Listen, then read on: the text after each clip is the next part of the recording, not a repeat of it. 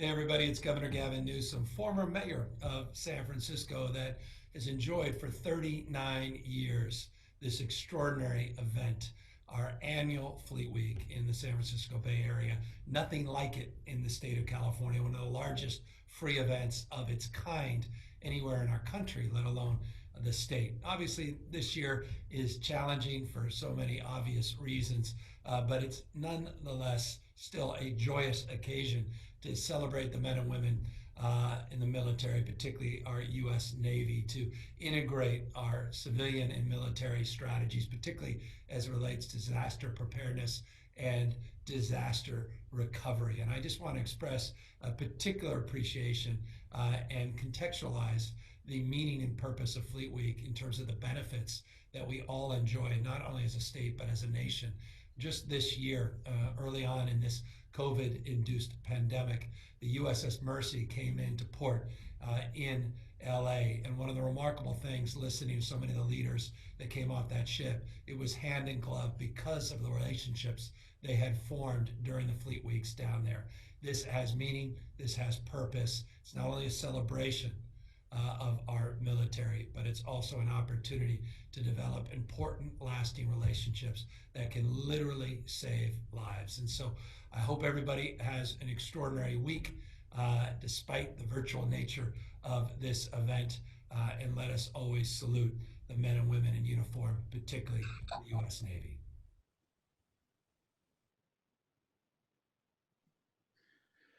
Good afternoon. I'm Dr. Bob Wachter. I'm the chair of the UCSF Department of Medicine, and welcome to all of our participants to Fleet Week and to Peer Medical Exchange, MEDEX, which brings together San Francisco's medical and first responder community with our colleagues in the U.S. Navy and Marine Medical Services here to learn from each other. And as the governor said, it's an unusual time, but a time that we should celebrate and take advantage of this collaboration. So I'm thrilled to be here and have the honor of moderating the session.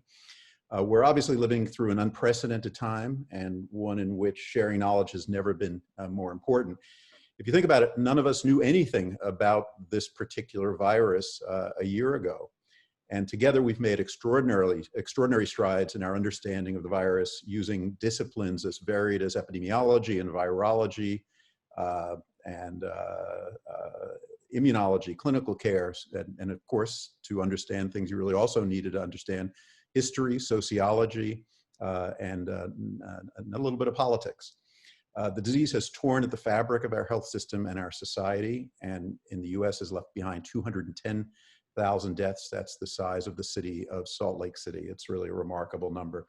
And millions of people who have suffered the consequences of infection and whose long-term effects are not completely known. But we also learned a lot, and we should be pleased and proud about that. A lot about how to prevent the disease, a lot about how to treat it, and importantly, we're closing in on new therapeutics and a vaccine. So we're reaching a time where we're clearly not out of the woods, but there are some exciting developments on the horizon. It's very clear that collaboration is crucial to our understanding of COVID, and the collaboration you'll see on display here is a particularly important and meaningful one. UCSF is one of the world's leading academic health centers and has had a crucial role working in close partnership with the city and the state and federal authorities in fighting COVID and preventing COVID. And we've had really remarkable successes.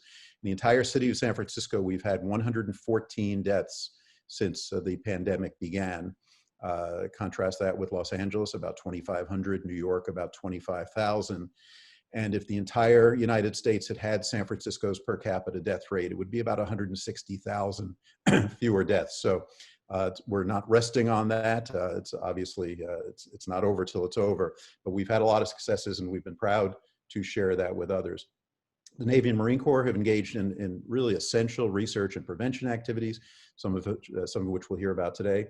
They've also suffered some outbreaks, as has been well reported.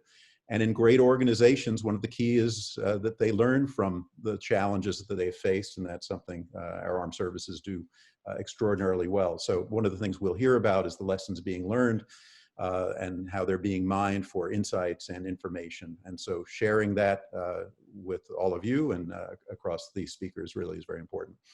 So let's get started. Just in terms of the attendees, thank you for being here. If you have questions, please share them in the Q&A box, and we will be watching that and use as many as we can during the Q&A sections, which will come after two speakers from each section. So we'll have two sections of the conference today. The first one focusing on research, the second one focusing on epidemiology. And in each case, one speaker from the Navy, the other one from UCSF. So promises to be a really exciting and important session, and look forward to getting it started. I will hand it over to the Chancellor of the University of California, San Francisco, Dr. Sam Hawgood. Hello, I am Sam Hawgood, Chancellor of the University of California, San Francisco, and I want to welcome our U.S. military participants, including Admiral Bruce Gillingham, Surgeon General of the Navy, today's MEDEX speakers, and the members of our UCSF community. Within our overarching Advancing Health Worldwide mission, UCSF is devoted at every level to serving the public. Our mission goes beyond San Francisco and delivers a substantial impact on a national and global level by innovating healthcare approaches for the world's most vulnerable populations, training the next generation of doctors, nurses, dentists, pharmacists, and scientists, supporting elementary and high school education, and translating scientific discoveries into better health for everyone. As we confront one of the world's worst public health crises in a generation, this year has been a challenge for us all. But all of us here at UCSF have not wavered from our healthcare, academic and research mission of serving our community through this pandemic. I am proud of our response to the COVID pandemic in partnership with our city leaders, the San Francisco Department of Public Health, as well as state and national public health agencies. Our faculty is working closely with them to help guide policies on health and safety. Our clinicians traveled to COVID hotspots such as New York City and the Navajo Nation to volunteer their time and expertise in communities devastated by the pandemic. And our scientists and students helped to fill an immediate need for rapid testing. They worked with community partners to set up much needed COVID testing sites to serve our most vulnerable citizens. All of this is but a snapshot of the solidarity and the shared sense of purpose our UCSF community has shown during this pandemic. As we approach a total of 1 million deaths from COVID worldwide, with more than 200,000 lives lost here in the US, we must remain vigilant in adhering to public health orders that will curb the rate of new infections. So please continue to wear face masks, maintain physical distancing, and wash your hands frequently. We can and will get through this challenge together. Each of us has a role to play in how we respond to national emergencies and public health crises. We must commit ourselves to science-based public health innovations and be ready to save lives. So thank you for the work you do to protect our nation. Your participation in this MEDEX event is of great value as we work to prepare for whatever challenges lie ahead. Now I'd like to introduce Admiral Bruce Gillingham. The 39th Surgeon General of the Navy, Admiral Gillingham is the first orthopedic surgeon ever to serve as U.S. Navy Surgeon General. Admiral Gillingham is a graduate of the F. Edward Hebert School of Medicine at the Uniformed Services of the Health Sciences. He has served in various positions throughout his career, including as Director of Pediatric Orthopedic and Scoliosis Surgery, Associate Orthopedic Residency Program Director, and Director of Surgical Services. While assigned to Naval Medical Center San Diego, Admiral Gillingham was instrumental in establishing the Comprehensive Combat and Complex Casualty Care Center, or the C5. Operationally, he served aboard the hospital ship USNS Mercy as Staff Orthopedic Surgeon and as Director of Surgical Services. Now, I could go on and on about the Surgeon General, but what may be Most important is that he is a graduate of the UC, having received his Bachelor of Arts in Cultural Anthropology with high honors from the University of California, San Diego. So please join me now in welcoming Admiral Bruce Gillingham. Good afternoon. It's a pleasure to join you, if only virtually. While I'm a proud native of Southern California, I'll confess that the Bay Area is one of my favorite places to visit. So it is with the utmost sincerity that I shamelessly request a rain check to come in person next year. Before I start my remarks, there are a few individuals central to this great event that I want to specifically recognize and thank for their work in making this event reality despite our present challenges. In addition to Chancellor Hoggood, I'd like to thank our moderator, Dr. Wachter, and to recognize Mr. Louis Lovan, the Executive Director of the Fleet Week Center for Humanitarian Assistance, as well as the Honorable George P. Shultz, former Secretary of State and honorary co-chair of the San Francisco Fleet Week Association, who will be providing closing remarks. Your selfless efforts to establish and sustain this unique forum in which we can come together annually to share our knowledge and expertise, and by so doing deepen each other's ability to respond to shared challenges, is of particular value this year. Thank you for your vision and steadfast support as we join forces to overcome what is proving to be an implacable adversary. Navy has had a close relationship with San Francisco and the Bay Area for more than a century. For example, from 1915 to 1923, we operated a hospital corps school on Yerba Buena Island. Many of the corpsmen, Navy equivalent of a medical technician, that were trained here were later deployed with Marine units in World War I, aboard surface ships in the U-boat infested waters of the Atlantic, and on the front lines of the influenza pandemic across the globe. Demonstrating an understanding of public health fundamentals we would do well to emulate, during the height of the great influenza of 1918, the Naval Training Station enforced a strict quarantine for the 6,000 sailors stationed there. Nobody left, and nobody was allowed to enter. As a result, the island held the unique distinction of being free from that deadly pandemic.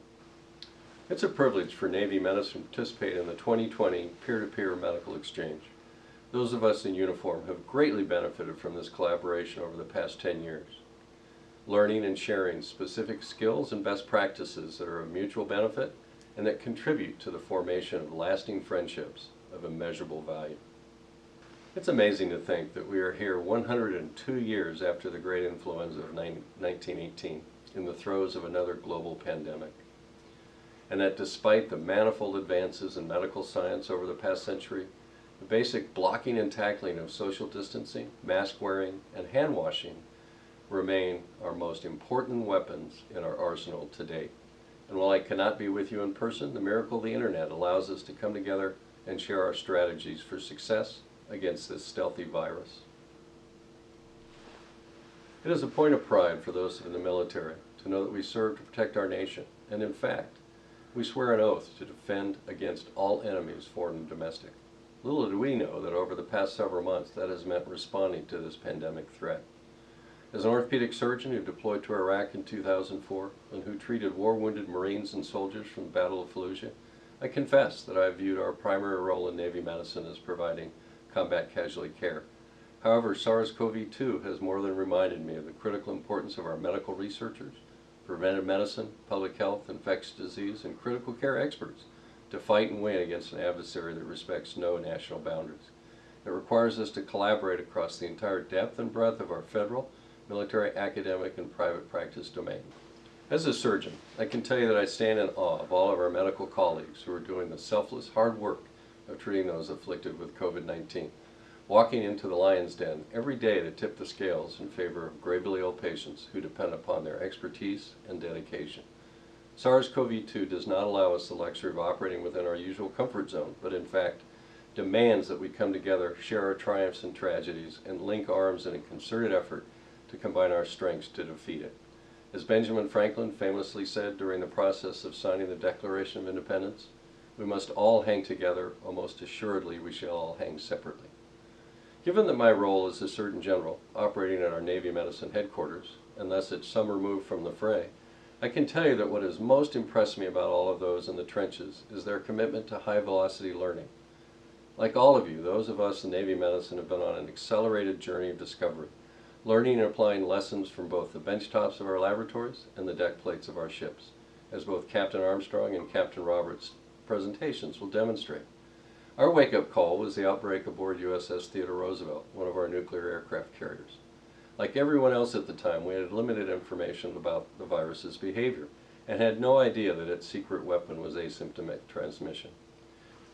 By the time we recognized this, a significant portion of the crew was infected, and we were playing defense. Due to the meticulous, unstinting work of our public health experts, we gained critical understanding of the virus's behavior, clinical presentation, and strategies to hold it in check, and were able to mobilize a tri-service medical team to assist our Naval Hospital in Guam to support, treat, and test the crew of the Roosevelt. Due to the meticulous, unstinting work of our public health experts, we gained critical understanding of the virus's behavior, clinical presentation, and strategies to hold it in check, and were able to mobilize a tri-service medical team to assist our Naval Hospital in Guam to support, treat, and test the crew of the Roosevelt. The Roosevelt outbreak also gave us an opportunity to do a voluntary antibody study on the sailors aboard the ship with the CDC. As you might imagine, a Navy ship is an excellent setting for researching an outbreak, given that sailors are relatively confined and generally live and work in tight quarters, eliminating many of the variables seen in community studies. Among the many things we learned from that study was that many of those who became infected manifested the loss of taste and or smell as their earliest symptoms. The rapid cycle feedback from our experiences with TR and the almost real-time updating of our shipboard public health guidelines proved vital for our response aboard USS Kidd, a destroyer performing counter-narcotic operations off the coast of Central America. We made a concerted effort to share the findings from the Roosevelt with all fleet medical personnel, including its atypical presentation. An independent duty corpsman aboard the Kidd recognized these among a group of sailors visiting sickbay. He immediately went into action, establishing a quarantine berth and medevaced a sailor with pronounced respiratory symptoms off the ship. Within hours of arriving at the Military Medical Center in San Antonio, sailors' tests came back positive for COVID-19, and we deployed a special 7-person medical response team to conduct contact tracing, do on-site testing aboard the ship, and to support the independent duty corpsman in caring for his patients. Quick actions of the corpsman and the response team ensured that the Kidd did not remain out of action for long, and those that needed care received it very quickly. Leveraging work by our medical researchers at the Naval Health Research Center, who participated in the care provided to the ship on its arrival in San Diego, we were able to obtain valuable serology data and perform viral cultures on all of those who tested positive, providing the CDC with additional data that demonstrated that none of the cultures grew viable virus beyond the 10 days after their first positive PCR test. In addition to responding to outbreaks aboard Navy ships, Navy medicine has had, in conjunction with the Department of Homeland Security and FEMA, the privilege of mobilizing personnel to treat our fellow Americans. As you're likely aware, we deployed the hospital ship Comfort to New York and the Mercy to Los Angeles. It was a first for both of these ships, designed to provide combat casualty care to deploy in direct support of a national medical crisis, and this presented some unique challenges. Although the initial plan was for these ships to treat non-COVID trauma patients to free up local medical teams, we quickly discovered that, particularly in New York, the local hospitals needed them directly engaged in the COVID fight. The process of rapidly adapting these ships to the local mission is an inspiring story of collaboration, agility, and hard work, and Captain Peter Roberts, the Navy's 3rd Fleet surgeon, will tell you how that occurred for the USNS Mercy in Los Angeles. As you will see, he and his team have been doing outstanding work, protecting not only the women and men of the 3rd Fleet, but their fellow Californians. Although the ships never saw the patient volume they were staffed for, the Mercy and Comfort proved to be powerful symbols of national hope and resolve in the early days of the pandemic. What you probably don't know is that early on we also deployed personnel from 2 of our expeditionary medical facilities, combat casualty care hospitals designed to hold up to 150 patients. We divided the staff into smaller units and mobilized them to multiple locations simultaneously. At its peak, our EMF personnel, reconfigured to emphasize medical versus surgical care, provided critical care to the communities of Baton Rouge, Dallas, New Orleans, New York, and Stamford, Connecticut. We also rapidly mobilized 220 reserve physicians and nurses to New York City. These brave men and women volunteered to serve on the front lines of COVID-19 and provided critical medical care at 7 New York City hospitals, overwhelmed with infected patients. The deployment of military medical personnel within the borders of the United States is an example of what we call our Defense Supportive Civilian Agency, or DSCA mission, and is one that we take particular pride in performing. In reviewing the lessons learned from these initial deployments, we recognize there was an opportunity to align with FEMA and adapt our platforms to their mission requirements. Looking at the 7 capability sets they used, the 2 that made the most sense for us were the acute care team and the rapid rural response team. The ACT is comprised of 44 people. It's critical care heavy and generally led by a critical care physician staffed with critical care nurses, respiratory technicians, and other ancillary support, including Navy corpsmen. The RRTs are 7-person teams led by a critical care specialist supported by nurses and a respiratory technician. In July, we sent an acute care team and 4 RRTs to Southwest Texas, and they embedded in remote hospitals that were under significant stress from COVID, unable to transfer their patients to oversaturated higher levels of care. Teams linked arms with the exhausted staff members to support them and help them establish ICU capability. This was a true win-win. Our teams were able to help their civilian colleagues care for our fellow Americans while gaining valuable skills they will use in the future when they deploy in humanitarian and wartime contingency mission overseas. As I'm sure it is for you, Navy medicine's COVID-19 learning curve has been very steep. Much of what we have learned has come from our ability to leverage the phenomenal capabilities of our medical researchers who focus on identifying and treating emerging diseases that represent risk to our deployed forces. This long-standing emphasis on what we call force health protection is a critical success factor in our ability to operate safely around the world, as Captain Adam Armstrong, the commanding officer of our Navy Medicine Research Command, will discuss in his presentation. Like the commanding officer of our Navy Marine Corps Public Health Center, I have had Captain Armstrong on speed dial. He's had the unenviable job of educating an orthopod on the fundamentals of virology. But more importantly, he and his team have made significant contributions to our understanding of the SARS-CoV-2 virus. Today, our commitment to the nation's COVID response remains steadfast. We continue to actively seek out and apply the latest medical evidence. So it's great anticipation we look forward to today's discussion. The women and men of Navy medicine have never been more motivated to roll up our sleeves to assist the defense of our country. I see today's peer-to-peer medical exchange as a critically important opportunity to leverage each of our strengths and expertise as we join forces to defeat SARS-CoV-2. Thank you for this enduring partnership and your ongoing support of Navy medicine. Thank you so much, Admiral Gillingham. That was terrific and inspiring, and I particularly am impressed by taking advantage of the lessons learned and really kind of taking a good hard look at them and sharing them with others. It's what we all need to be doing. Let's move on to the first session. So the first session is going to be about COVID-19 research. We'll have 2 speakers, Captain Adam Armstrong, Commander of Navy Medical Research, and Professor Annie Lukemeyer from UCSF. Captain Armstrong is who hails from Birmingham, Michigan, and Clearwater, Florida, completed his residency at the Naval Medical Center in Portsmouth and infectious disease fellowship at the Navy National Medical Center. He's had a number of leadership roles in infectious diseases across the Navy, including leading the HIV program and the Bloodborne Infection Management Center in Afghanistan. As commander of the Naval Medical Research Center in Silver Springs, Maryland, he oversees operations of 8 labs, providing information throughout the services on medical research solutions and on health and our latest understanding of COVID-19. That is a big and important job. Thank you, Captain Armstrong, for taking time to talk to us today. Title, Research for Readiness, Naval Medical Research for COVID-19 Efforts. Thank you, Captain. Oh, thank you very much for inviting me this afternoon. Again, my name is Captain Adam Armstrong. I'm the commander of the Navy Medical Research Center here in Silver Spring, Maryland. A little bit different weather here than what you guys have out in, I would say is very nice weather in California. Again, I was going to start off with the views expressed in this presentation are those of the author and do not necessarily reflect the official policy or position of the Department of the Navy, the Department of Defense, nor the U.S. government. If we could go on to the second slide, please.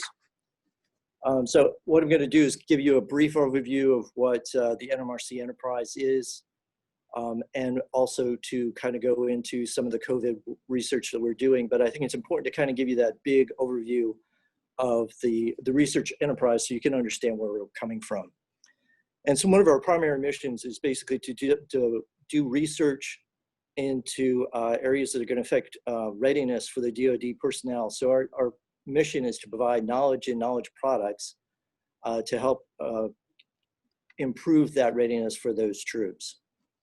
Okay, next slide, please.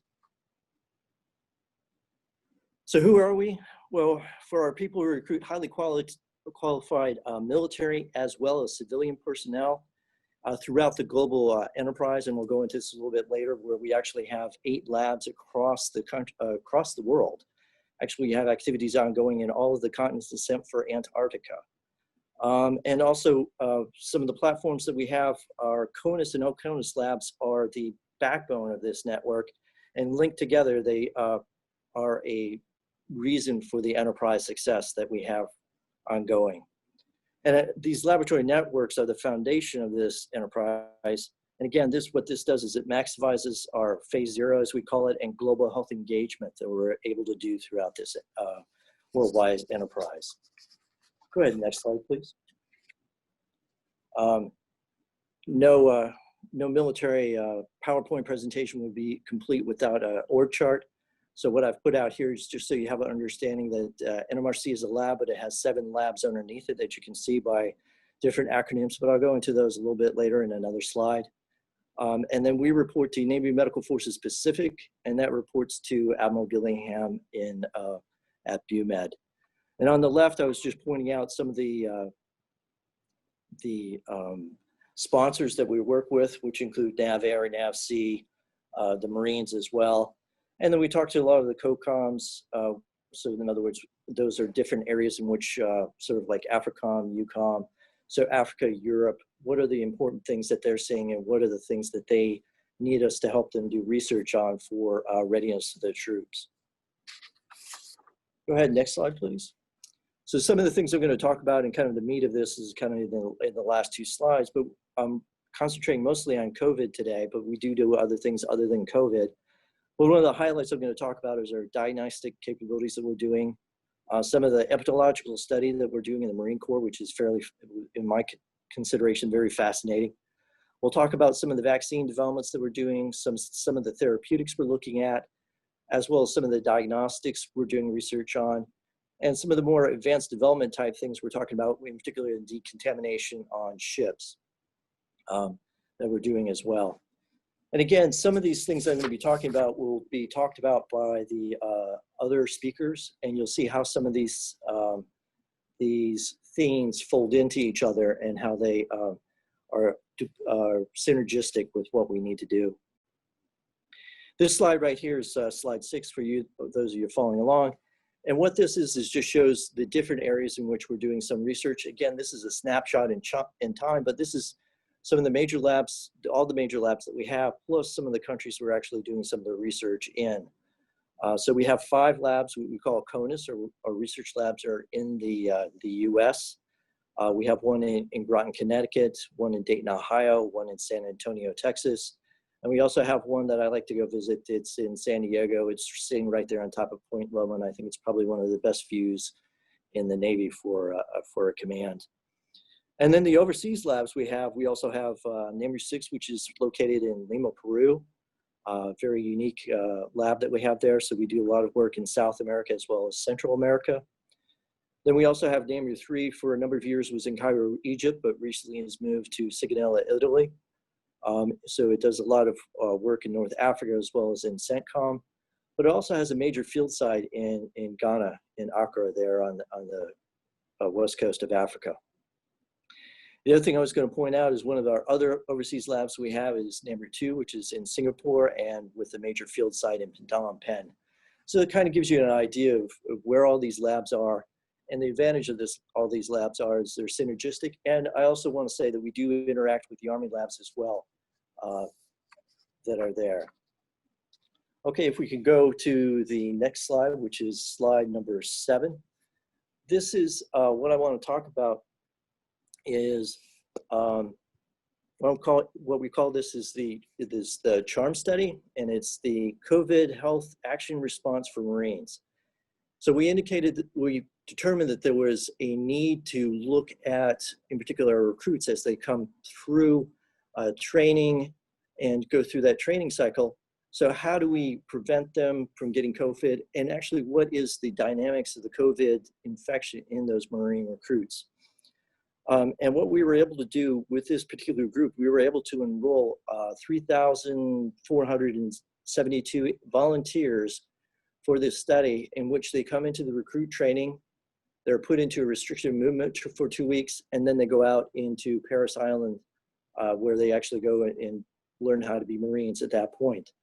So we wanted to understand what were some of those dynamics, how many of them came in with COVID, how many actually had antibodies to COVID, and what were those cellular responses as they go forward. So this CHARM study will give us a lot of that interesting data that we really just don't know. As was pointed out earlier, this disease just showed up a few months ago. It's amazing what we know about it right now, but for the most part, this disease likes to do what it wants to do. And so it continues to cause us some questions of what's actually going on. Again, one of the unique things about this is we're going to follow these volunteers over their training cycle as they go through. And then what we're also planning on doing is following these individuals longitudinally as they go out, further out from their training cycle as they go out for additional training. One of the things we have is we have about 50,000 samples. So that includes serial measurements of blood, saliva, as well as nasal swabs as well. So it's unique as we give an idea of how these individuals are doing, what their immune status is at day 0, all the way through the end of their training cycle. So this gives us a very unique understanding of some of the things that are going on. The other thing I want to highlight is we also are working with our collaborators out at Mount Sinai. So they're helping us out with some of the cellular mediated responses that are ongoing with this. So this is a fairly robust cohort of individuals that we're looking at. And one of the things that's unique about this is, to keep in mind, is these Marine recruits, for the most part, are between 18 and their early 20s. So it's somewhat similar to, if you want to look at civilian populations, what you're seeing in the universities and things like that. But it also gives us a very unique understanding of how the transmission dynamics work and the immune systems work in very young individuals. And this will collaborate with some of the other studies that are ongoing for hospitalized individuals and some of the others, their other cohorts are ongoing. If we could go ahead to the next slide, please. So one of the things, so a couple of things I'm going to talk about here is some of the other products, and there's about 5 of them that I'm going to go ahead and kind of hit on that we're doing. And again, this is just to give you a kind of a high level overview of what we're doing, and hopefully that will stimulate some of the talks later on in the discussion session. And this will also, you can see some of these themes will then be played upon with the other speakers and how that kind of fits into some of the other things with the epi and the other research is ongoing. So the first one I was going to talk about is a bovine polyclonal antibody, and you see a picture from the Lancet, which was from MERS-CoV, where this was first looked at. And what we're doing is taking a look at whether bovines can actually make human polyclonal antibodies. So in other words, you've heard about monoclonal recently in the news, and there's other questions regarding monoclonals. Monoclonals, think of it as kind of like what I think of is like a sniper rifle going after the virus, and a polyclonal targets more things. So one simple way to think of it is kind of like a shotgun in a sense. So it's a different weapon to treat the same disease. One of the things we're looking at with this polyclonal antibody is some of the Army folks are looking at this as an IV administration. We're looking at it as an IM. So could this be used as a post-exposure prophylaxis or therapeutic as well? But so, for example, if somebody was exposed to someone in the barracks, or let's say someone was living in an assisted living facility, could this be something that you could give to them that hopefully would give them some protection after they were exposed? So that's one of the things we're looking at with that. The next one I was going to go down and talk about is a psoralen inactivated whole virus vaccine. And what we're looking at with psoralen, which is somewhat unique, is psoralen keeps the virus for the most part intact. A lot of times we inactivate viruses, we change how that structure looks. So one of the ways I kind of use this as an analogy is some of the common ways to do this is if you want to look at an egg, well, we end up scrambling it. Well, it kind of looks like an egg, or if you fry it, it kind of looks like an egg, but it's not quite the same. So if you can keep that structure and make it look very much the way your body would see it, It's kind of like hard boiling. So if you look at a hard boiled egg versus a fried egg, well, which one looks more like the egg? So the Sorolin hopefully will maintain that structure and give the body a better picture of what it should be looking for when it goes against and fight the disease. The next point I was going to hit upon was one of our efforts is a phage-based vaccine. Phages normally infect bacteria, but one of the things we can do with this phage is we can actually modify it a bit so we can start producing some of these particles rapidly, and we can pivot if we find some of these particles are induce the immune system. So we can use this to rapidly produce it and test and see if these immune areas that we think are going to create the most immunity with the human body will actually work as a vehicle to create a vaccine. It's somewhat unique, a little bit different than it's normally been done, but it is very exciting to look at and see how that's going. Next thing I'm going to switch kind of gears a little bit is number 4, is what we call the surveillance stick. But a lot of times what that is think of it as more like similar to a rapid pregnancy test or a rapid strep test.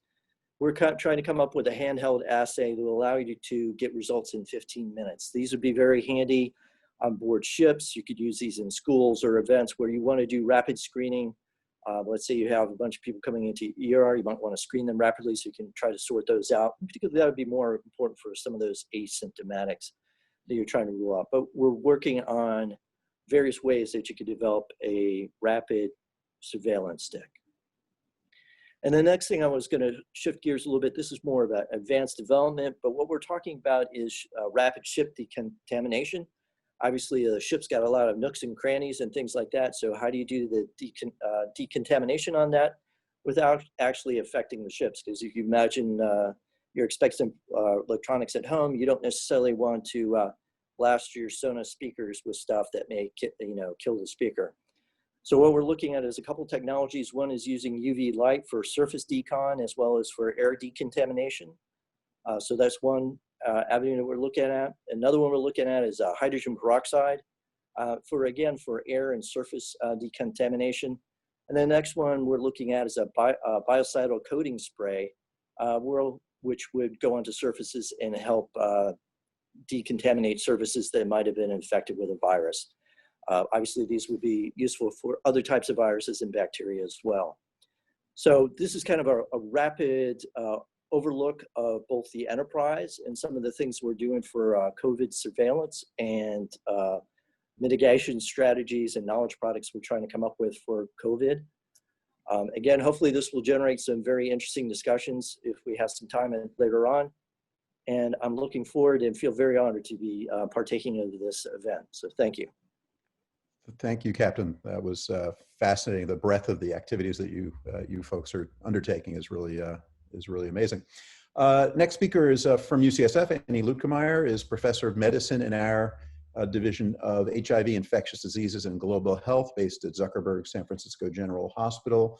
There she leads clinical trials in the past, focusing mostly on HIV. These days, a lot of her energy has been shifted, like for many of us, to COVID, and she has really become our go-to person in the university to try to understand what's happening in the world of therapeutics. So, Annie, thank you for joining us, and she will talk about treating and preventing COVID, current methods, and unmet needs.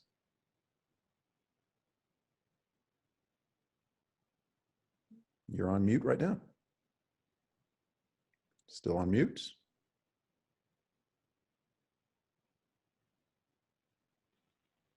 All right, I think I fixed it. There we go. Joys of Zoom.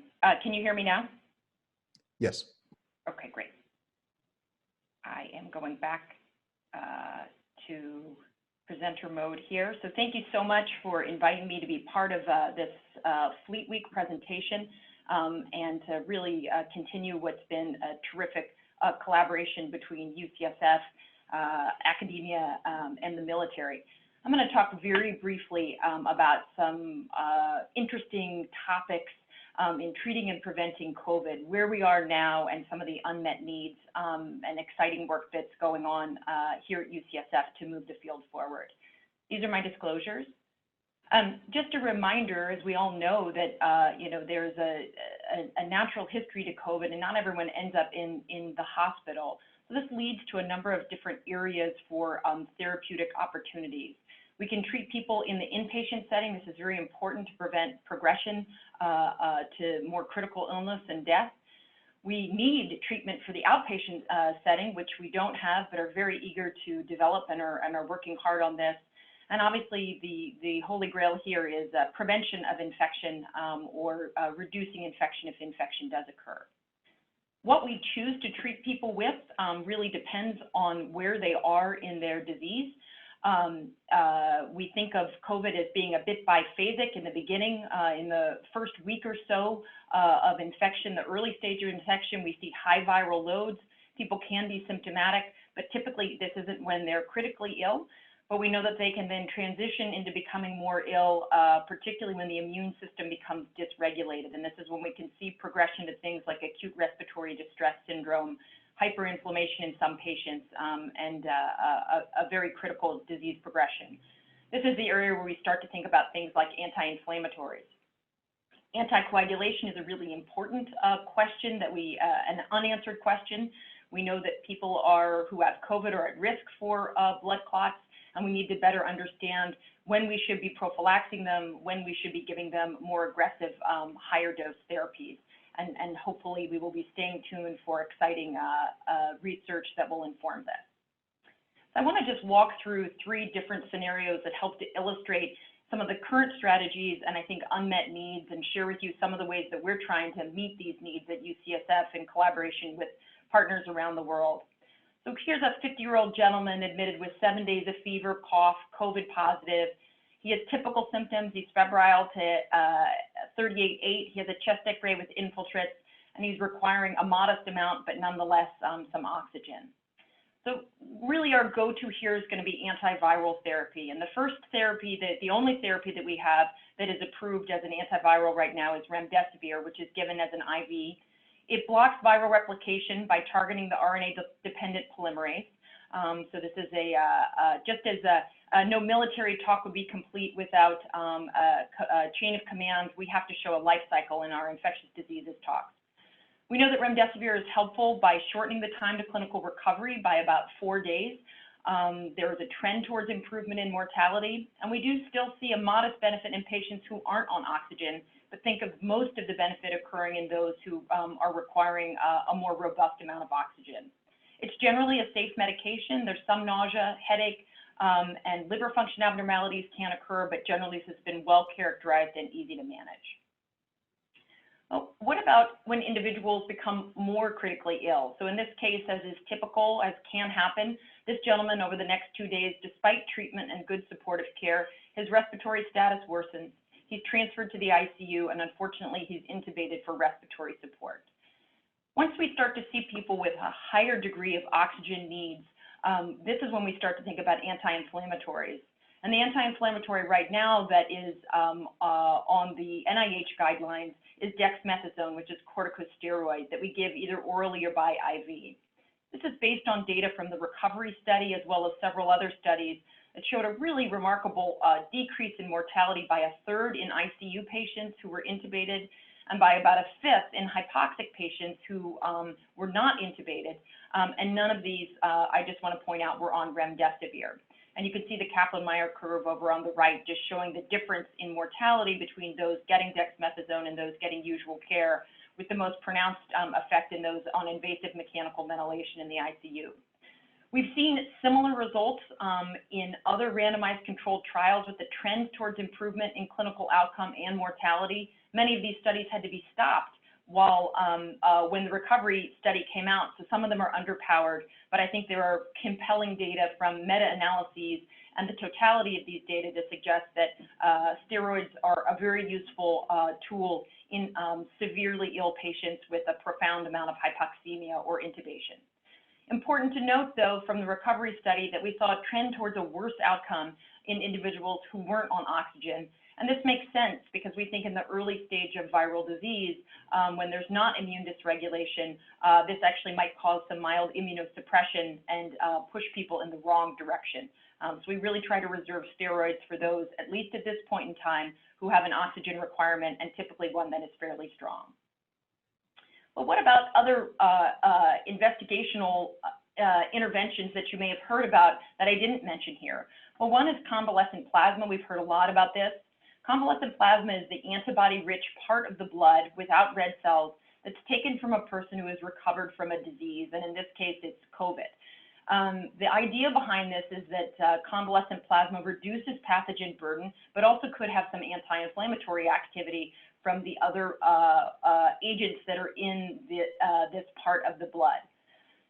We're happy to see that observational data suggest a benefit when used early in COVID disease, and particularly when you have high titer antibody concentrations. But regrettably, we still lack definitive randomized control trial data for use of convalescent plasma to really define who benefits and how we should be using this resource. And I'll share some information about studies that we're conducting now. The second area that we've heard a lot about, particularly in the last week or so, are monoclonal antibodies. Monoclonal antibodies can be thought of as a souped-up version of convalescent plasma, where you just take antibodies that are specifically targeted towards the coronavirus. And I've shown a cartoon here of how antibodies work. Not only do they directly attach to the coronavirus itself and neutralize it from entering cells, but they also serve as a marker and a flag for a tagged virus for the immune system cells to target these viruses for destruction. And monoclonal antibodies in the cartoon on the right are identified from people who have recovered from COVID. You pick the antibodies that look like they work the very best to bring the viral load down, and then these are synthetically made in the laboratory. They're fully humanized. And there are a number of companies that have then made these sort of prime candidate monoclonal antibodies that are targeting either the spike protein of the coronavirus or the receptor binding domain. We have preliminary data for several different monoclonal or combination of monoclonal antibodies now, and they show all, thus far, have shown a reduction in viral load, a signal towards a reduction in hospitalization and symptoms. And so this is very exciting, but I think preliminary, and we're looking forward to confirmatory data. The risks with monoclonal antibodies are a risk for an allergic reaction, which is rare, and the cost. These are likely going to be expensive, and they have to be administered as an IV, although are being evaluated to be given IV or subcutaneous. The good news is that typically they have a pretty long half-life, so we may be able to give these just once and have a good effect for the several weeks thereafter. So I wanted to give you just a snapshot of what this looks like at a place like UCSF, where we have multiple campuses that are engaged in active clinical trials research for hospitalized patients. So for antivirals, we're actively looking at convalescent plasma in a randomized controlled trial on several campuses. We're investigating monoclonal antibodies through the ACTIV-3 study, looking at the Lilly monoclonal antibody combination. And we're looking at interferon beta, which is another form of antiviral that's being given in conjunction with remdesivir, and that's being done at several campuses. We're exploring anti-inflammatories, which include baricitinib, which is a JAK inhibitor that is used frequently in diseases like rheumatoid arthritis. This is being given in conjunction with remdesivir. This study is completed, and we're looking forward to data being released very shortly. And then a whole variety of anti-inflammatories are being evaluated in the I-SPY platform trial, and I've included many of these agents here in combination with remdesivir. Lastly, very important to understand anticoagulation, particularly in hospitalized patients. The ACTIV-4 study will be opening soon to look at either prophylactic doses of anticoagulants versus full dose of anticoagulants, and some other novel approaches such as stem cell therapy for critically ill patients to see if this is an approach that might help with lung healing. I want to then shift gears and talk about the outpatient setting with mild to moderate disease. So thinking about someone who presents with myalgia, loss of smell, cough for 4 days, COVID positive, not hypoxic, no indication for admission. And we know that this is the case in most people who are diagnosed. They can feel really lousy but don't need to come into the hospital. And unfortunately, here this is a real unmet need. We have no approved outpatient therapies. So what would we want to do here if we did have effective outpatient therapies? We'd want to reduce symptom duration. We want to decrease the risk of progressing to need hospitalization and developing severe disease. And in a perfect world, we want to reduce infectivity, so break the cycle of forward transmission. And here's just a snapshot of a couple of ways that we're looking at outpatient potential therapies at UCSF. We're very actively investigating monoclonal antibodies to understand if just a single infusion might achieve the goals I spoke about. We will be looking at remdesivir, which again is only an IV medication, but perhaps you could get away with as few as 3 doses, and that might be useful. And then colchicine, which is an anti-inflammatory we're more familiar with from the rheumatologic world, the treatment for gout. It also has efficacy, it looks like in heart disease, and trying to understand if this could be given and help to mitigate the symptoms and risk of progression in people with outpatient disease. Lastly, I just want to talk very briefly about the prevention of COVID. Very typical scenario, we see people who are first responders exposed to sick patients, concerned about their risk of developing COVID, and they want COVID prevention that they can take in addition to doing standard infection control measures like mask, PPE, et cetera. What can we do for them? So I think it's important to focus on thinking outside of the box with things like pre-exposure and post-exposure prophylaxis. And these are being explored through monoclonal antibodies and convalescent plasma. Would it be feasible to give someone a single infusion or regular infusions during periods when they're at particularly high risk?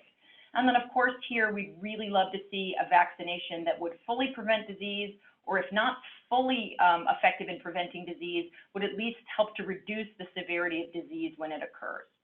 So I want to just share a brief overview of the approach to vaccines. We've heard about many of these. There are 5 main categories of vaccines that are being developed around the world.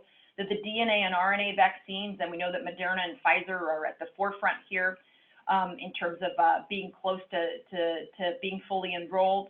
They're live attenuated viruses, and my colleague in the previous talk talked about some strategies to help inactivate viruses. Inactivated viruses, those being developed by Sinovac and Sinopharm. Subunit vaccines, these are the most common vaccines that we use. Pertussis, hepatitis B, human papilloma virus, all use little pieces that are in the virus that is used. We'll be seeing these coming with Novavax and Sanofi.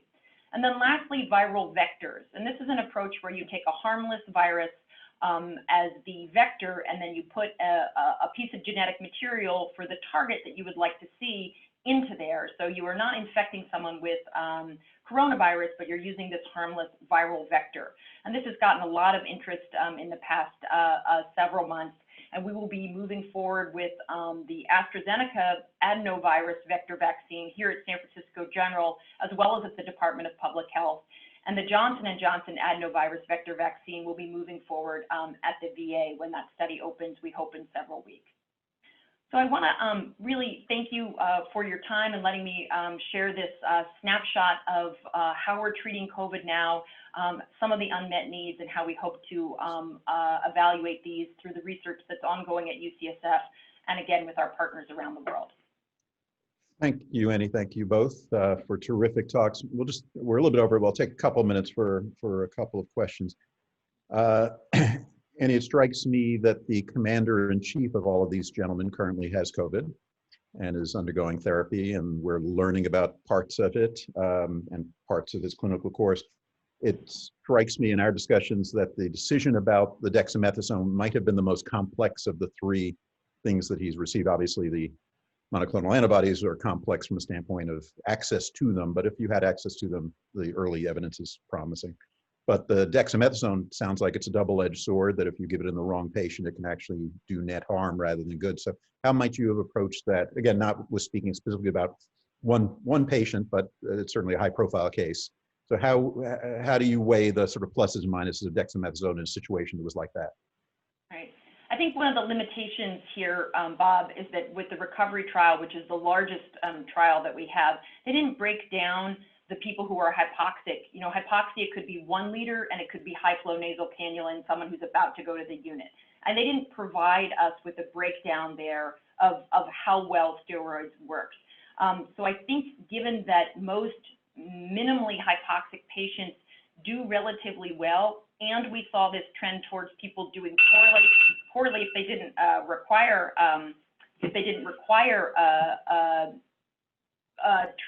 oxygen at all, then I think that this is a sign to me that in general with our care, we don't provide this to people who have a very minimal amount of oxygen. Okay. There's a question about interactions, and I have another one. So again, briefly, does dexamethasone interfere with the monoclonal antibody? And that's from one of our watchers. But my own question also is, once you've got the monoclonal antibody, is there any theoretical advantage to the convalescent plasma? Or I heard the analogy of the shotgun and the rifle. Is it? I imagine there are times on the field where they want people with shotguns and rifles. So how would you approach that? You're talking to the right audience there. So I don't think, so we worry that dexamethasone can suppress an immune reaction, and if you were requiring an immune reaction for monoclonal antibodies to work, I guess there's a theoretical concern that that would be the case. This is being studied actively in the ACTIV-3 study, where people can get dexamethasone, remdesivir, and monoclonal antibodies. So we should have more information about that. But again, one of the main ways monoclonal antibodies works is simply by neutralizing the virus itself. So even if you tamp down a little bit of the immune system's ability to clear these antibody virus complexes, I suspect it's not going to be a real issue here. And your second question is, well, you know, if you're using a very targeted approach with monoclonal antibodies, would you then want to give convalescent plasma on top of it? Possibly that would work, but I'll say that we've already brought down mortality in well-controlled settings a lot from even the recovery days, where, you know, we were seeing a mortality of anywhere from 29 to 40%. That's really high. In studies that we're looking at now, it's much lower. We'd like to see no one die, but I don't know that we're going to need to give quadruple therapy for people. It's an interesting question, though, Bob, for people who, if they're getting worse and you think you might want to add something on. I think the tricky part with convalescent plasma is it probably works best early, not late. So you may not have a chance to then add that on as therapy. Got it. Captain Armstrong, feel free to weigh in on any of those clinical issues. I have and treatment issues but I also have a specific question for you about doing this kind of work in the Navy. Anything you wanted to add to anything Annie said? No, I mean, it's all very great questions everybody's asking, because they're going to be asking, you know, if I gave the monoclonal or a polyclonal, can I give the convalescent plasma? Or conversely, if they got the convalescent plasma, can they give the monoclonal? I mean, I think it just highlights there's a lot that we don't necessarily know about this virus. But the other thing I think people forget sometimes is how much we've actually figured out about this virus in a short few months that we've actually been dealing with it. So if you were to take this 10, 15, 20 years ago, this body of knowledge that we were doing with the full genome sequencing, next generation sequencing, things like that, we wouldn't have been possible. So it is frustrating, but we are making progress. Right. And maybe the last question for this session. Admiral Gillingham, I think, compellingly talked about the advantages in the Navy on a ship or a submarine of having a captive population. You know where everybody's been in terms of doing detailed epidemiologic investigations and contact tracing and all that. What, for those of us that don't work in that environment, what do you see as the potential advantages of doing more basic research around virology or immunology in the Navy or in the services in general, in terms of the access to patients or the cohorts that you're seeing, or the regulatory environment, your ability to do things that might be harder in the lay world? I'm just not sure. Well, the regulatory is going to be the same in the lay world. So in some cases, for example, recruits are a protected population. So there's actually increased IRB requirements that you need to make sure they're insured. But one of the things I think that's unique in the military populations is that for the most part, they work for one very large company. So you can track them and follow them if they're willing to participate in the studies. Again, I just want to emphasize, if they want to be in the study, they can be in it. If they don't want to be in it, they can drop out. It's like any other study that anybody else can be in. But what's unique about these individuals is then you can track them, see what's going on. And then also, because it's the healthcare system that we have, we can actually then get some fairly unique ability to get some of those parameters that they have from their disease states as well. Right. And one quick follow-up on that. In tracking them, given that we're going to get very interested in the long-term consequences of this virus, and long-term now is 6 months out, but long-term eventually will be 5 years out. Is the ability to track them seamless when someone leaves the service and goes into the VA, or is there a voltage drop there? Well, I think there's obviously there's always, as we're going through, there's ways that people can start looking at these different disease states, much like any other disease. So I think there's going to be, we're only a few months into this, but there's going to be a very huge interest in seeing people that are COVID positive and what happens to them over the next few years, as well as months. I think one of the things that we're looking at now is you kind of look at how we're doing research. Research right now is based on, okay, now we're doing the diagnostics. Well, now we're starting to say, okay, what are the disease states short term, next 3 months to 6 months? What's the antibodies? What, are there VO2 maxes going back to up to normal and things like that? And I think that's naturally evolving. So as we kind of get more data on that, then we'll start taking a look at what are we going to do years down the road. Great. Well, thanks to both of you. A really interesting session, and I learned a lot, and really appreciate your time and sharing your insights with us. Let's move on to the next session, which is focused more on epidemiology. And our first speaker is Captain Peter Roberts, who serves as the surgeon for the commander of the 3rd Fleet. He's been deployed to Iraq with the Marines, where he was director of surgical services, and later a thoracic surgeon at Ballard Air Force Theater Hospital. He served in Afghanistan, numerous posts across many theaters. In 2018, he completed his tour as commanding officer on board the U.S. hospital ship Mercy after leading 2 Pacific Partnership missions. And he will talk to us about operating, quote unquote, in a COVID environment. And so, Captain Roberts, thank you for joining us. Thank you very much, Dr. Wachter. I think I'm unmuted. Good afternoon, good morning to some of you who may be dialing in from the Pacific. First, I want to recognize Admiral Gillingham, Chancellor Hellgood, the fellow presenters. I'm really honored to be a part of this panel. And I want to put out a special recognition to my longtime surgical mentor, UCLA Professor Emeritus, Dr. Jen Benfield, who is listening in and who I trained with at UC Davis. So I think we're starting to get the connection of all the UC schools in one conference. Special thanks to the Fleet Week Association, especially Louis Leuven and Diana Holmesy for putting this together. This is my 3rd San Francisco Fleet Week at 3rd Fleet, and it remains, in my opinion, the gold standard for the way that we should partner in these type of events and then ultimately cooperation in DISCA planning. To that end, I want to follow up on the governor's comments and change gears a little bit from the high-end science and medicine we've just been listening to, and talk a little bit about some actual DISCA experience that we had in the spring. Of course, as everybody knows, the DISCA event that the Navy was most closely aligned with was not in San Francisco, but in Los Angeles. And as the governor mentioned, the relationships that were already established, both in San Francisco and as part of LA Fleet Weeks, really allowed us to hit the ground running. Next slide, please. And these are my disclosures. I have none and no official opinions. Of course, COVID has changed the world, and the Navy was no exception. These are the few of the headlines. Admiral Gillingham, I think, hit on most of them. Most strikingly was the TR event, where an aircraft carrier had to come off its patrol, ended up with more than 500 sick people and 1 death, and that's a pretty big deal. You may not be aware of another headline that's on there, and that's a KID, which is one of our smaller ships, so the proportional number of people that were sicker on that ship was higher. We had to employ some pretty significant responses to get that under control. In the end, we were able to get the TR back on patrol and clear another carrier, the Nimitz, which I'll talk a little bit about, and getting those 2 aircraft carriers back on control in the same area was also a big deal, but kind of on the good side.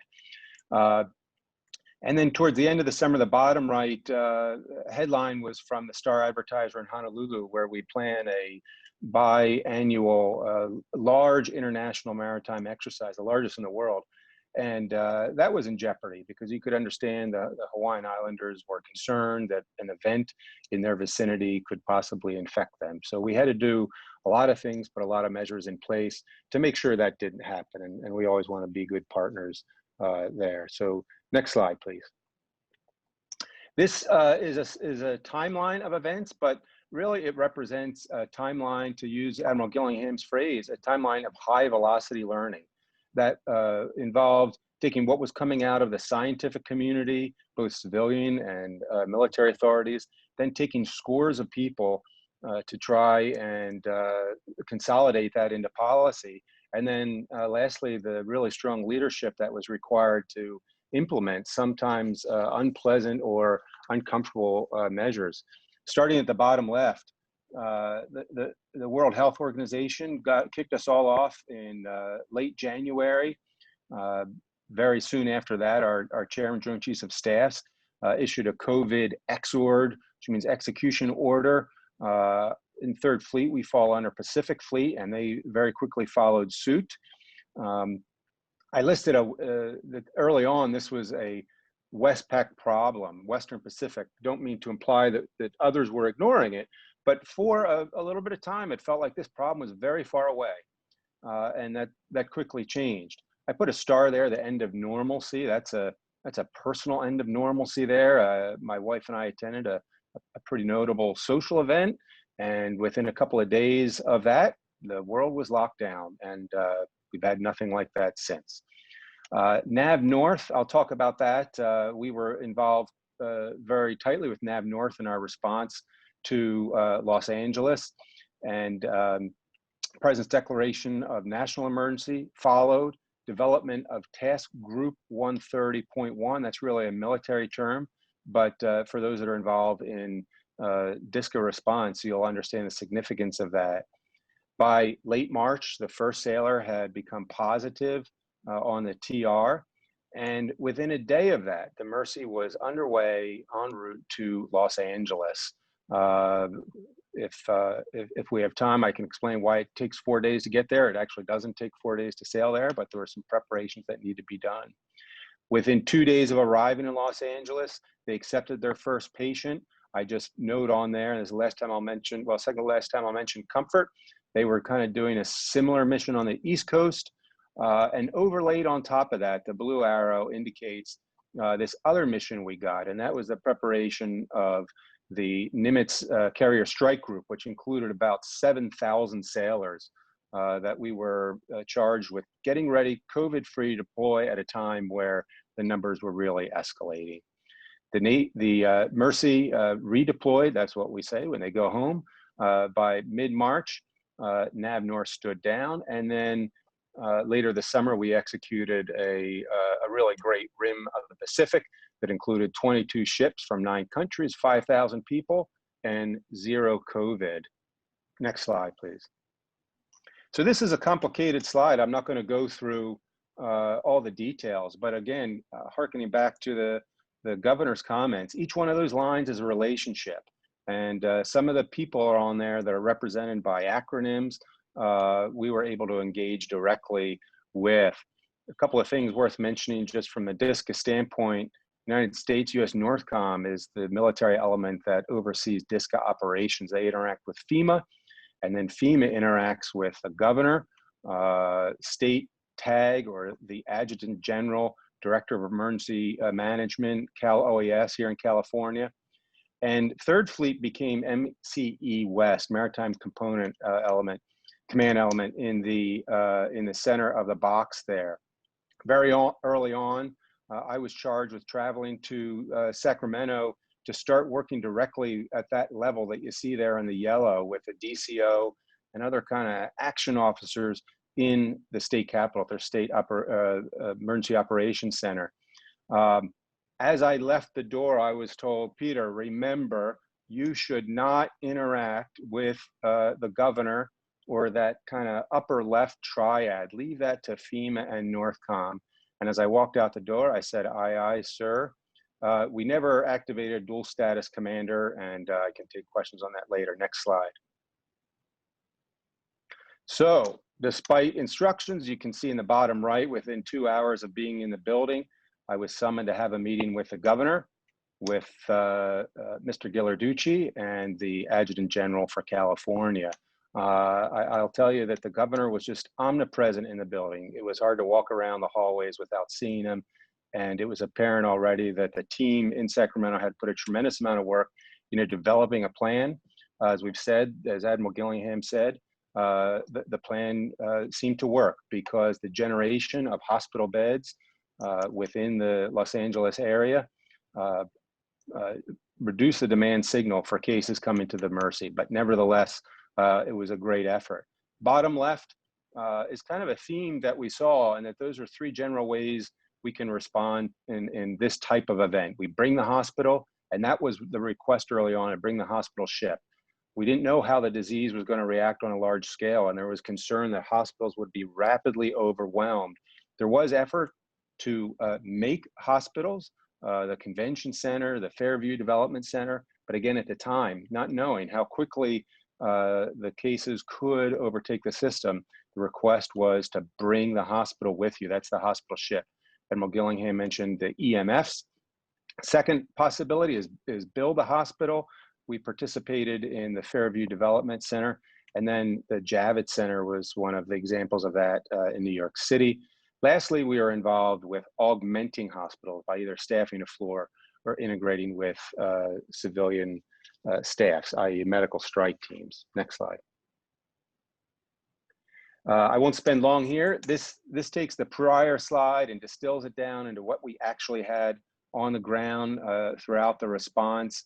Kind of key is the pyramid of blue rectangles there. That represents all the manpower, about 1,000 strong, that the hospital ship brought, and strong collaboration with those and many other organizations that are listed on the bottom left.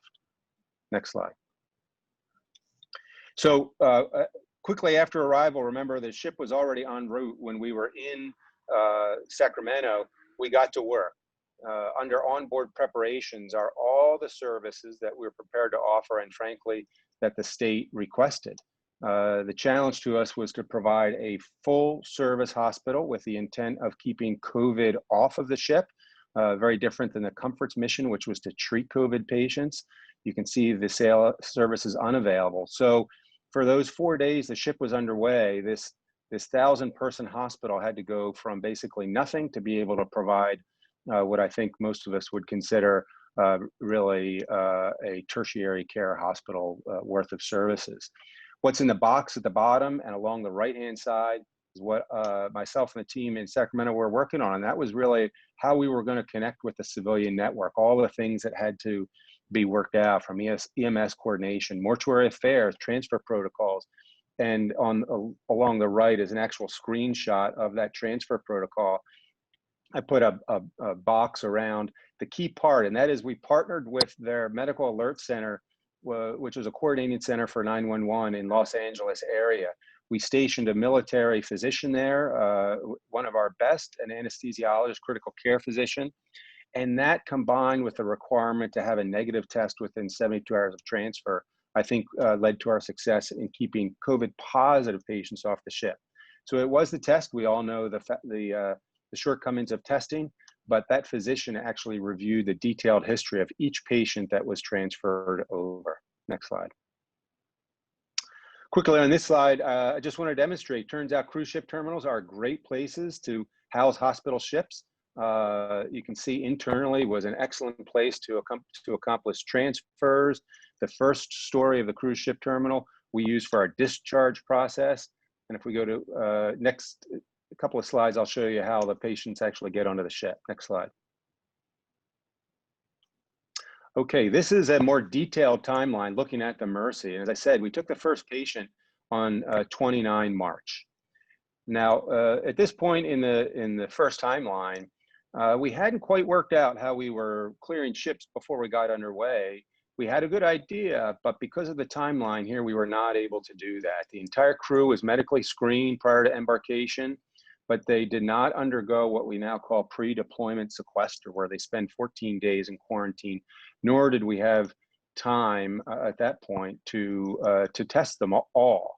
Bottom line is we never demonstrated any staff to patient or patient to staff transmission, but by about the 8th of April, you see on the timeline, we had our first positive staff member. We had a couple more quickly follow after that were related, then the next patient or the next staff member after 11 April. those two patients, all the subsequent patients were linked to those two clusters. And looking back over the timeline, it appears they both brought the virus on board through contact with their spouse in one case and a roommate in another case. Although we had fewer than 12 cases, it kind of felt like watching yeast blossom in a bowl. We just felt like we were rapidly getting a number of cases on the staff, and we put in place a number of mitigation strategies that ultimately resulted in an absolute cessation of further positive cases, and that occurred just after the 20th. Next slide. These are the mitigation measures. Everybody, I think, is familiar with all these. There's not rocket science involved, but it was a concerted effort to strengthen them up. Face coverings were relatively novel then, and once it was clear there was COVID on board, really strongly enforced that. We put in place a red zone concept that came from the comfort, which was an area with an opposite intent than the comfort, where they were keeping the infected patients from infecting the staff. We wanted to do it really with the opposite intent, so that anybody who was potentially infected would be protected from transmitted to the patient. The mess decks were thoroughly re-engineered. We set up tents on the flight deck, removed seats, spread people out, secured a lot of areas, and really were very aggressive with the tracing. Key to our success, I think, was really robust testing on board in terms of PCR testing, ABI 7500, and multiple biofires. We also had a large-scale movement of patients or of staff off the ship to hotels, recognizing that the berthing area was a potential mode of transfer. And those patients, once moved off, were essentially maintained in a bubble in their hotels and transported back and forth to the hospital. Meals were delivered to them, and we certainly made a great effort to support them both spiritually and from a mental health perspective through contactless means. Next slide. This is just an example of the scope and the footprint we had off of the ship in various skilled nursing facilities around the area. The state and really the nation recognized, I think, the vulnerable population there, and that the typical staff of those facilities were underprepared and undermanned to deal with that. So that's another area where we made, I think, a great contribution. Next slide. Just wanted to get this public affairs slide up. I'll only mention the uniformed person there is the commanding officer of the Mercy, Captain John Rotruck, and the bottom picture shows how patients were moved on and off using the cruise ship terminal. It was actually quite smooth. Next slide. And then very quickly, I'll just touch on the Nimitz, as we mentioned. Here's, for those of you that don't know, a carrier strike group compromises about 7,000 sailors, and we put in all sorts of mitigation measures to get them out on time with zero COVID. And the next slide will detail that. Next slide, thank you.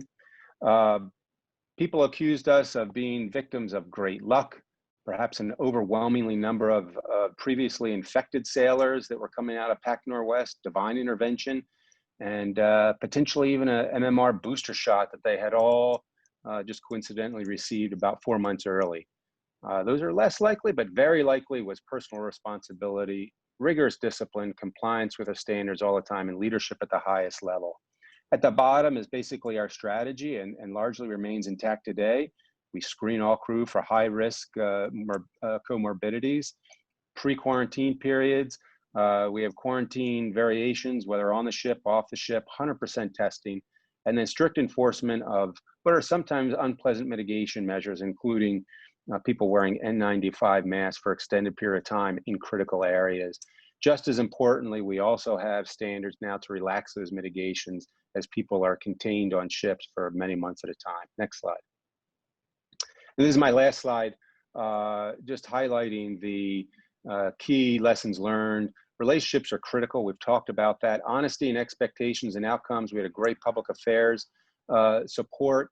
I put the picture on the right-hand side there. From day one, we made it clear one of the pitfalls of the hospital ships that we currently use, as Admiral Gillingham mentions there, for young combat injuries. what we call walking wounded. So about half the beds are the top bunk style you see there, which would not have been appropriate for these patients. Support civilian authorities, but ensure they know what you can and can't deliver, and really be clear about that during the planning process. And then crisis medical standards was something that came up with staffing ratios, comfort zones with privileging, et cetera. And I'll stop there so that we can move on to the next presentation, and happy to take questions after that. Thank you so much, Captain Roberts. That was a terrific, fascinating survey of what an amazing experience you have had for the last 8 months. Our last speaker today is Dr. George Rutherford, who's professor and head of the Division of Infectious Diseases and Global Epidemiology based in our Department of Epidemiology and Biostatistics. And George has become our, and to some extent most of the country's, go-to person to help talk about the state of the epidemic, where things have been and where they are going. So we look forward to hearing his talk about the epidemic dynamics. Thanks very much, Bob. I'm actually going to not... George, actually, before you get started, let me say to our audience, we're running a little long, and so I think we are going to try to go to 1:40. Captain Roberts, can you stay? Yes. Okay. Good. So let's we'll have a little bit of time for Q&A after George's talk. Go ahead, George. Sorry. Sure. I'm uncharacteristically not talking about third waves and second waves and kind of descriptive epidemiology. I'm going to talk more about analytic epidemiology and natural history and pathophysiology, but I'm happy to answer any questions later. When we're talking about SARS-CoV-2, we're talking about the spike protein and the business end of the spike protein, which is called the receptor binding domain, which is conveniently labeled here in green. This is what docks to the ACE2 receptor, which occur in the respiratory epithelium, which include the conjunctiva of the eyes, and all the way down to the alveolar cells and also in the GI tract. The natural history of this disease is that on day 0, you get exposed and infected. It takes about 3 days for there to be enough virus that's been produced to have a positive PCR test. And between days 3 and 5, you're not, you have no symptoms, but you are infectious, and you're especially infectious on day 4. We know that 40% of patients develop no symptoms during the course of their illness. This is sort of variously reported, but about 40% is probably about right. And of those, among those who develop symptoms, there's about a 1-week virologic phase, which Professor Lukemeyer discussed in detail, with a variety of symptoms. People are infectious for about the first, I don't know, half of that week, maybe a little longer, maybe a little shorter. And unless they're going to go on to have an immunopathologic phase where they develop pneumonia, adult respiratory, I'm sorry, I'm a pediatrician, acute respiratory distress syndrome, and require ICU admission. Those patients may remain infectious for up to 20 days. This is the kind of everybody's favorite graph that gets relabeled all the time based on what we know. Pay particular attention here to this kind of reddish orange line. This refers to the period of time when you can isolate virus from the respiratory tract and gives you an idea of viral load.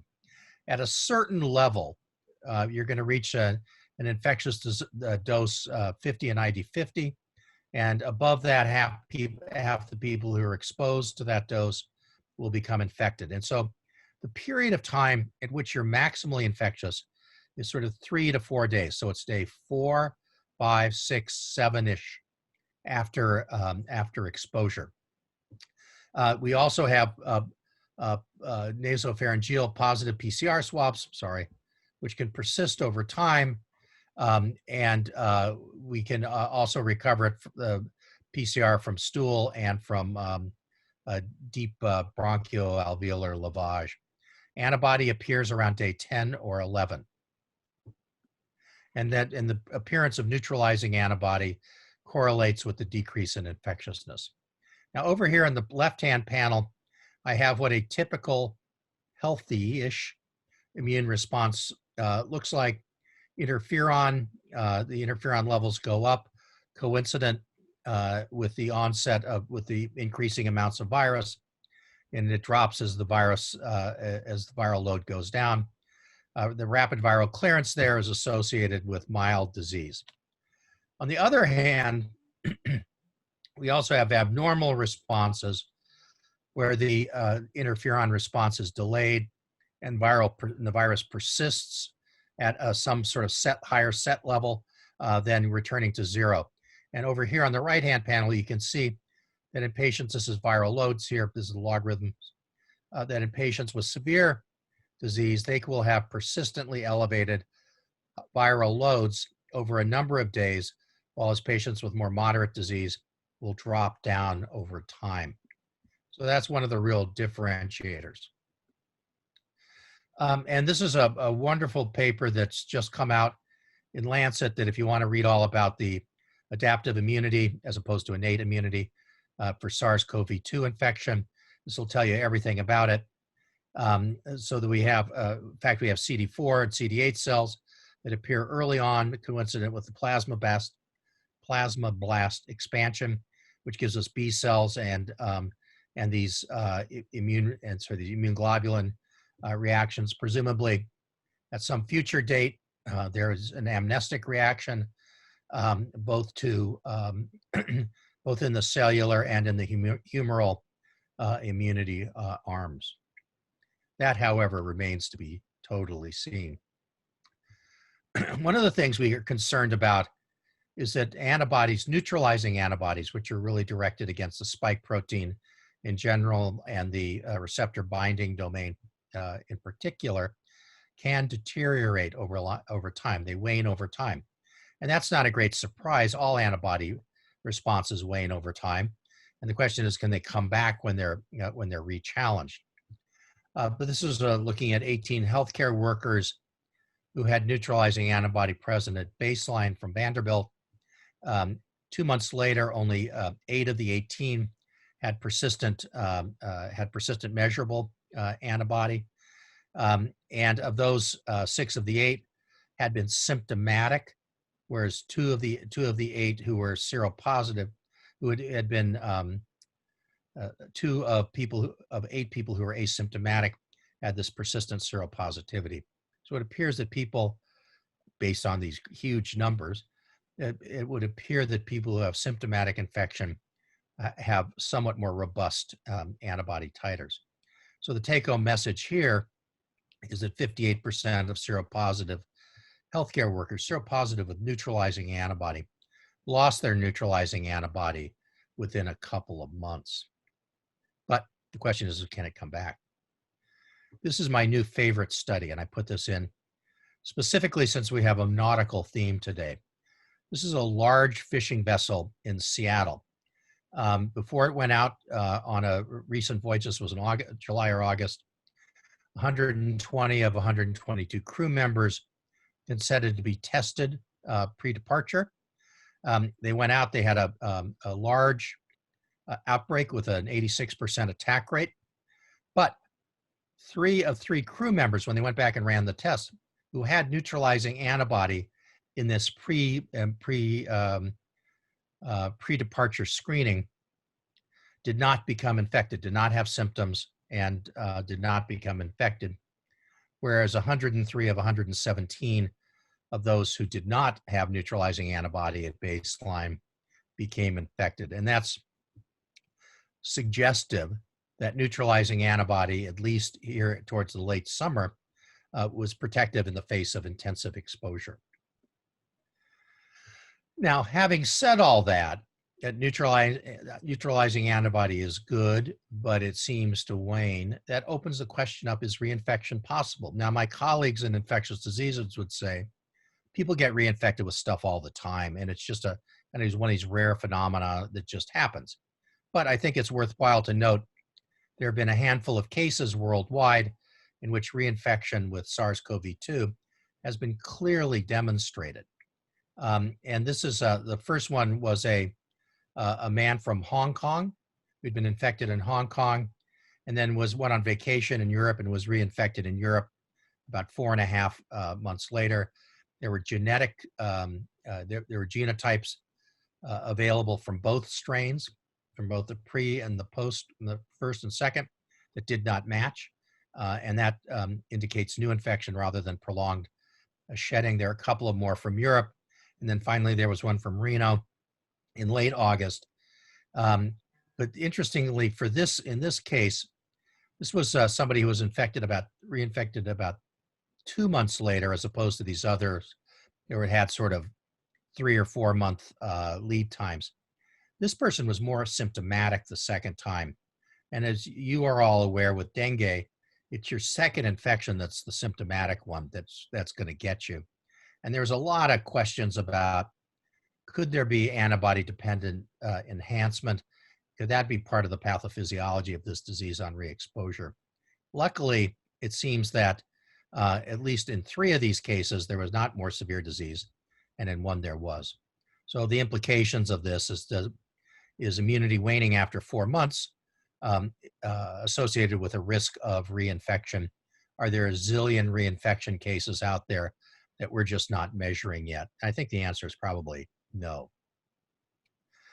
The other thing I wanted to touch on briefly was the whole idea of super spreaders, and I resisted the temptation to show you the photo of the West Rose Garden. These are data from Hong Kong, where they've done very, very careful analysis of sporadic versus clustered infection. And what you can see here is that about half of the infection in Hong Kong, the purple and the lavender, are people who had sort of sporadic infection. They couldn't be traced to clusters. And about half are people who could be traced to clusters. And I think that's, maybe a little bit more associated with clusters, but there's a new kind of popular article out in the Atlantic that talks about a dispersion coefficient, something called small k. And k is we talk a lot about R naught and the basic reproductive number. The basic reproductive number is an average. It's the average number of secondary cases for every primary case. And here, this will give you an idea that a lot of the infection is from a few people, so that you have super spreaders, people infect a lot of people at the same time. And then the sort of one-off infections are relatively less common. So it's spread primarily by droplet transmission. Clusters are common and largely a matter of patients who are maximally infectious or coming into close contact with susceptibles. Maximum infectiousness is from about day 4 to day 7 or 8 post exposure, excepting patients who go on to have severe disease. Neutralizing antibody appears to be a key to control, and cellular immunity likely has a substantial role as well. And reinfection has been reported, but very rarely. So thank you very much. Happy to answer questions. Thank you, George. So we'll take about 5 minutes for Q&A, and then we'll hear a closing message from Secretary Schultz, and then we shall be done. So Captain Roberts, you said something very interesting about sort of the current situation on ships that where you're trying to prevent an outbreak, and you have created, I guess, the ultimate bubble by, as an NBA speak, by creating a bubble and then having it sail away, sort of no one in, no one out. What have you learned? And then you mentioned something I found fascinating, which is at some point you can relax it. And at least so far, it sounds like that has not caused a problem. So if you go around households all over the United States, people have created little bubbles with their kids and one other family or their parents or whatever. What have you learned about the creation of a bubble and the relaxation of a bubble that you think would be relevant to the general public? Yeah, I think we've learned that as much as we'd like to have this vision of a really strong bubble that sails away, that's not the case, because there's little micro penetrations all the time, right? Whether it's moving food across from another ship, even refueling and things like that. It seems that the transmission is less via contact services than we thought at the beginning of the pandemic, but we still expect that there is some risk via surfaces. Beyond that, we do have typically continuing crew come on board that joins later. That might either be planned as personnel rotate, or it could be as a result of an urgent maintenance requirement where you have to have technical assistance on the ship somewhere, either off our coast or in international ports. So we really work to get those people in their own bubble. So if a new crew had to join, we would put them through the same quarantine process, testing process, and then what we call bubble to bubble transfer from their hotel room via vehicle where people are all wearing proper PPE with the windows open, where they board the ship. So that's how we're dealing with those continuous bubble penetrations. Yeah. The other question, we had experienced that we recently had a ship sail around South America. So they were underway for over 45 days. Interestingly, because they went through that quarantine process, they had 0 cases of even ILI, not one runny nose amongst the entire ship. So at some point during their mission, where they were more prepared to have fewer bubble penetrations, it became apparent that there was no more vectors coming on board, and they were able to relax some of their mitigation measures. So 2 weeks into that trip, are they all maskless, paying no attention to distancing? Are they back to quote normal? No, not that early, because we believe, and this is where, you know, this is my opinion, when you have a congregate group like that, it's possible to have asymptomatic transmission. So we would expect them to go beyond the strict 2-week incubation period. And what we've done is kind of doubled that. So somewhere about the 30-day mark, conditions-based, where there's no ILI cases coming forward, the health of the crew seems strong. Then we have a phased-in plan where we just kind of start easing up some of those mitigation measures. For example, we may open a barbershop, but require an appointment, and nobody's waiting in a waiting room. So we just kind of slowly add it, and then our last relaxation occurs out closer to the 60-day mark. Wow, wow. And is there any ongoing testing as part of your strategy once folks are on the ship, or the testing is all on the entry to the bubble, you know, given the frequency of asymptomatic carriage and transmission? Yeah, so we're working very hard to get testing capability on all of our ships. On the larger ships, we want to get some high capacity testing, and we have RT-PCR capability. So we have a program for sentinel surveillance testing. And although we go through this process of quarantine and what we call a test out of quarantine, again, we recognize there's possibility people will make it through that.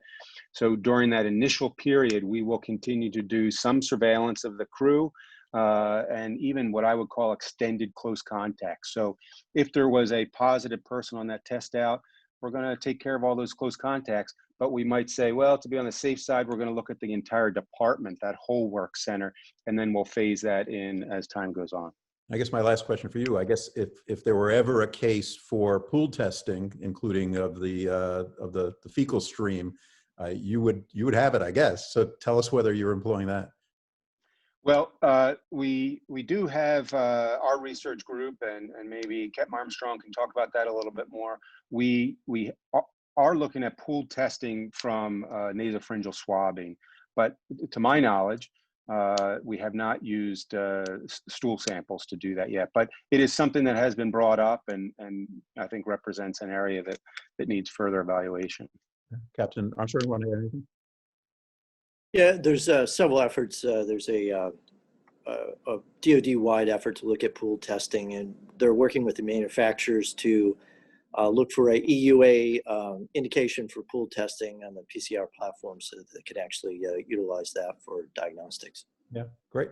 George, any reactions to hearing that and it's the applicability of the lessons from the Navy to the rest of us? No, I mean, I think the idea, I've been dealing with the NBA bubble here recently, and I think, you know, Captain Roberts, there's a job for you with the Tennessee Titans in Pavilion. And George, maybe last question. Oh, go ahead. I'm sorry. I'm going on a National Academy of Medicine committee this Friday for the Naval Studies Board, which is going to look at screening of Marines as they get deployed. So I'm sure all the same stuff will come up, and yeah. I'm glad to have a head start on it. Yeah. Last question, George. You've told us a whole lot of new insights about the way the immune system works and when it ticks in and off. And T cells versus humoral versus cellular, and does it wane and all that stuff. Take all of that and translate into the way you are thinking about vaccines now versus maybe 6 months ago. I think that we're talking largely about humoral immunity, how you stimulate humoral immunity. Professor Lukemeyer went over, with either messenger RNA or adenovirus vectors or whatever. But I think we're still talking about humoral immunity. Hopefully, we'll be able to stimulate some cellular immunity as well. And I think that will be the real kind of, that will be, it may be as important as humoral immunity going forward. But in terms of what we've learned and what it might teach us about how long a vaccine is likely to last and whether you'll need boosters and those sort of things, are there lessons now that help us at least have a better educated guess about what vaccine life is going to be like than we would have said 3 or 4 months ago before we knew about the possibility of reinfection, those sort of things? Yeah, I mean, what we don't know about is how much reinfection has been blunted because of amnestic responses, and I think that's a real important question. And that's where places like these large ships where people can be re-exposed pretty intensively, there might be some serious basic science done on those. It's a kind of a unique opportunity, and it's kind of like, it's just a unique opportunity. Yeah. All right. Well, we should move toward our closing. This was fantastic sessions, learned a ton, and we went a little bit over, but there was just so much great content. It happens. So our final closing will come from Secretary George Shultz, who's had one of the most storied careers in American policy and public service really over the last century, having served as Secretary of Labor, Director of OMB, Secretary of the Treasury, and Secretary of State. That's got to be a record. Since 1989, he's been a distinguished scholar at Stanford's Hoover Institute, and he's the honorary co-chair of this event. And so we are honored to have him say a few words at the close of this session. Fleet Week plays a critically important role in our Bay Area community. Fleet Week started as fun, with ships coming in and sailors and Marines around, and my wife Charlotte helped start it. But now it has morphed into something very different, thanks in large part to Mike Myatt. And right now, Fleet Week plays an important part in helping prepare for the security and well-being of our community if we have some sort of a big disruption. And disruptions will come. So Fleet Week makes us practice. How do sailors and Marines collaborate with local fire and police? Practice, we do. Let's think through the various problems. We get together, we talk about them, we get ready in our thinking, in our plans. So Fleet Week is a constructive element in the security of our area. Now here we are in this pandemic year that has disrupted practically everything. And I'm glad to say that Fleet Week is staying on its feet and is continuing on even in the light of all the problems created by the virus. So let's salute Fleet Week and realize that we benefit so much from it, and be thankful that it is being carried on in this manner, even though the traditional Fleet Week is not as easy to do. Thank you all, Fleet Week. And thank you to Secretary Shultz, and thank you to all of our speakers and the organizers of the session. It was really a fascinating session and really emblematic of the collaboration between our organizations and how we're all better together than we are separately. So thank you all. Be well, be safe, and look forward to the rest of Fleet Week.